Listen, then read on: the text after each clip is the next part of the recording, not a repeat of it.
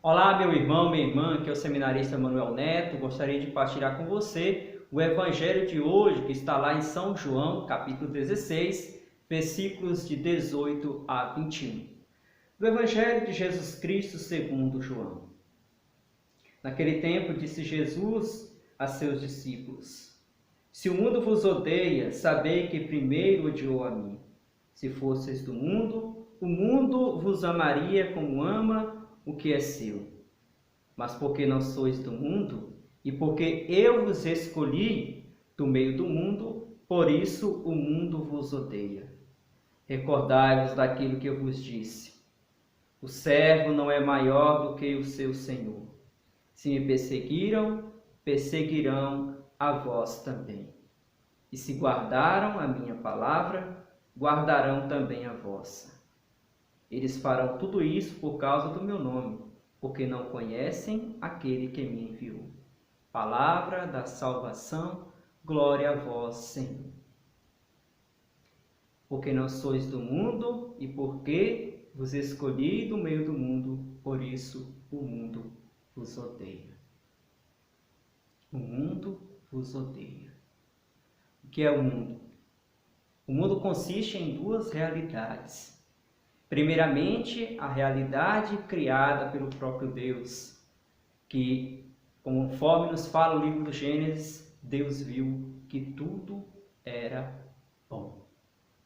A realidade criada que o Senhor amou, entregou o seu Filho único para que todo que nele crê não pereça, mas tenha vida eterna.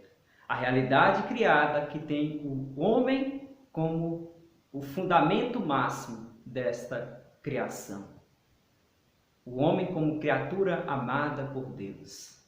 A realidade criada que na consumação dos tempos, Jesus Cristo irá recapitular, irá dar uma perfeição definitiva que este mundo deveria ter desde a sua criação.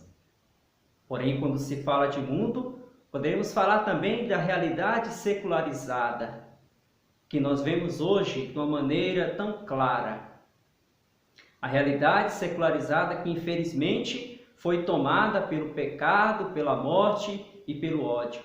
A realidade secularizada que o inimigo de Deus tenta derrubar.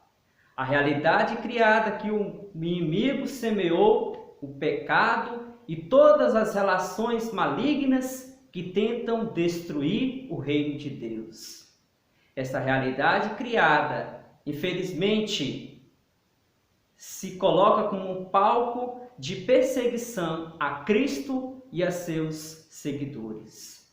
Se me perseguiram, perseguirão a vós também. Cristo foi perseguido o tempo todo para que ele não realizasse a vontade de Deus. Conosco também não pode ser diferente, porque o discípulo não é maior do que o mestre. Se perseguiram a Cristo, também irão perseguir a nós. Se fizeram isso ao ramo verde, quanto mais ao ramo seco.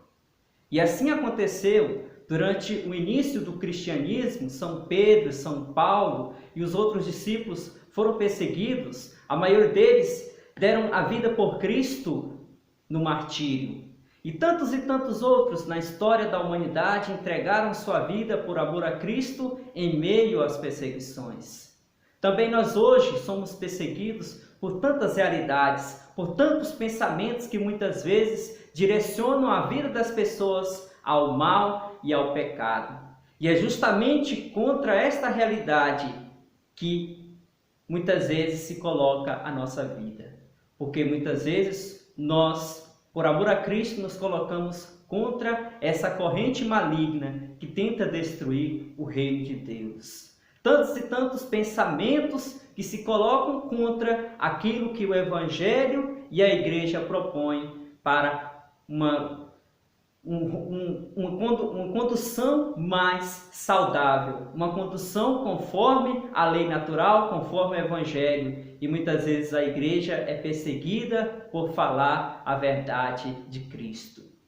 Tantas e tantas ideologias que no decorrer dos séculos, principalmente do século XVI até o presente século se colocam contra a igreja, se colocam contra Cristo e perseguem os cristãos.